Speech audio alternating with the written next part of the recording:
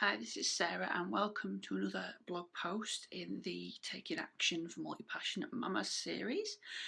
This blog post is on simplifying things, which is something we could probably all do with a hand with. Basically, why simplify? We've got such really crammed, busy lives nowadays. There's always something trying to grab our attention. There's social media, email inboxes, work, family.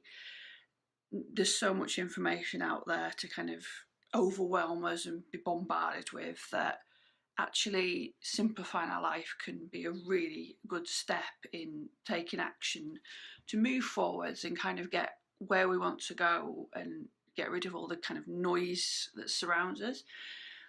So in a way, to some people, and I guess like simplifying your life may sound a bit like boring and kind of that mentality of like cutting things out of your life, but it's not so much cutting things out of your life and going to live in a hut with no possessions in the middle of the wood if you don't want. It's just about grabbing those things in your life that have more meaning to you and maybe get more results for you as well. So a few ideas for simplifying things in your life.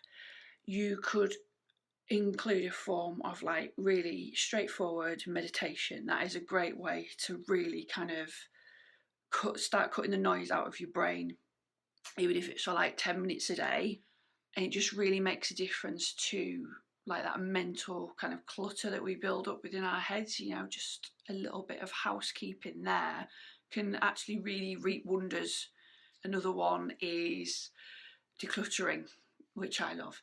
So decluttering possessions you don't need anymore.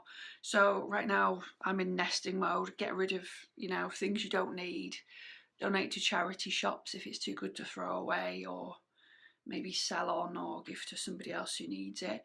If you've got like a family and a business to juggle and you've not really got any kind of scheduling or to-do list maybe kind of written down, then that can be a great idea for just simplifying things rather than having everything literally stuck in your head. Evaluate as well what you're actually spending your time on in life and business.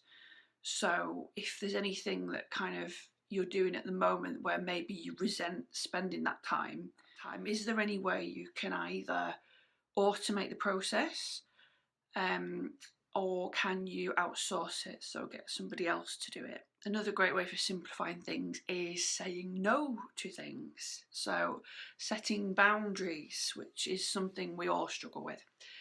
So if it's something that you maybe get talked into doing and you feel resentful for doing it, is there a way you can say in a loving way, you don't have to be blunt about it or be rude about it, but is there a way you can sort of say, look, I can't do this right now, or I'm not able to do this, and set some maybe clear boundaries for people. So setting a social media detox to step away from all that hubbub and noise and just focus on yourself and your business and where you're going and what message you have to give people, rather than kind of comparing yourself with others.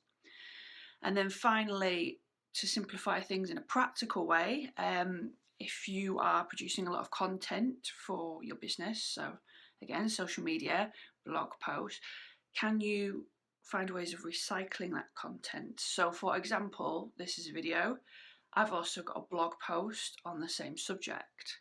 So again, we could take parts of this blog post video and make it into social media posts, therefore recycling the content. So if you haven't already, a book that I'm recommending, there's a link in the blog post to go with this video, is The 7 Habits of Highly Effective People. It's quite a read, and I wouldn't do it in one go, but it is really kind of a good book to study for this kind of thing.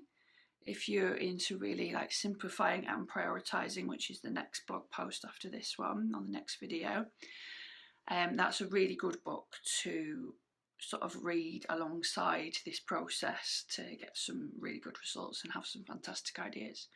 So if you need any accountability on setting priorities or simplifying things in your life, then you can join the Multipassionate Mamas group, and there's a link to that in the comments below.